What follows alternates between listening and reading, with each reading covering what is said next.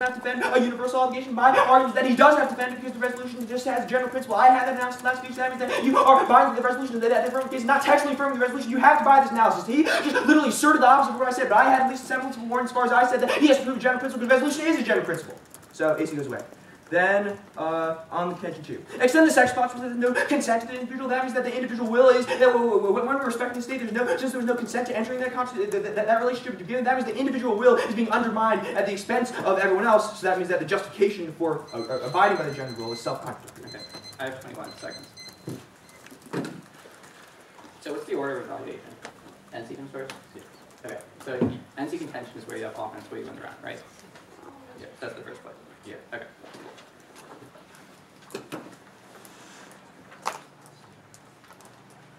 Alright, starting on this argument about how I'm not affirming textually, and then NC, contention. Which argument are you talking about? The last argument he just made about how, like, the will, I'm not affirming a general obligation, and then NC contention on Valentine, or first Christoph. Alright, ready? Okay.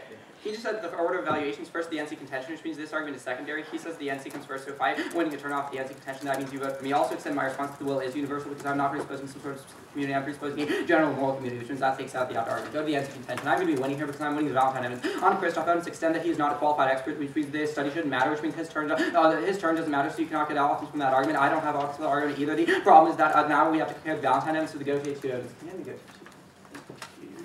Awesome.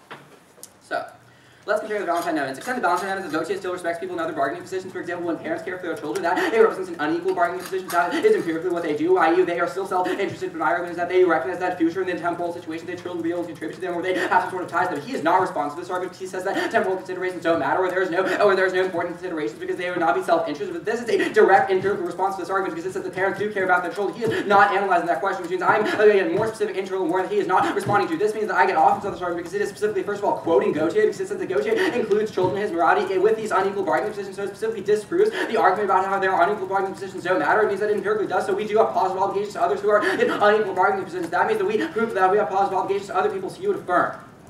Then, let's do some weighing, because he didn't actually do any comparison between the GOTA2 evidence and the Valentine evidence in the last speech. So I'm the only person who could do the evidence. GOTA just says the context of mutual benefit assumes a concern derived from the benefits of agreement, but it doesn't actually say what the content of those agreement are. The Valentine evidence is providing me the content of those agreements because it says what GOTA actually sets up as those benefits, which means I'm analyzing the actual situation that is occurring in terms of the self-interest, in terms of how it applies to the resolution then. So, also, you can call a GOTA2 evidence. It is really short. It says, only beings whose capacities are equal expect to find cooperation beneficial to all along. N equals one party may benefit most by coercing the other. But it doesn't say that that party ought to do that. It just says that that party may do that. My argument is a directly comparative because it says that empirically that is false. Yeah, that parents respect their children. So, remember, on the AC, he's conceding, I'm conceding that the AC goes away. That doesn't matter. I concede the motivational internalism is true. That doesn't matter. The NC contention is the only thing that matters, and I'm doing comparison on able. Also, you should prefer, so you should prefer, because it, one, analyzes GOTA, quotes what he means, and it actually gives content to his theory, whereas the GOTA2 evidence doesn't say anything. Also, the Valentine evidence talks about specifically GOTA's view, how people are included in the scope of morality, only to the extent that those party in the agreement care about them. So if I prove that parents care about their children, that means that children are included in the scope of the agreement, regardless of whether he's doing the unequal bargaining position argument. At the point where he's conceding the warrant in Valentine evidence, that doesn't matter. His response to the Valentine evidence is terrible because he just re-extends his argument, but it's not analyzing the internal warrant and how it responds. So the way the round breaks down is that you're not voting on the textual argument because he says the NC comes first, you're voting on the NC contention.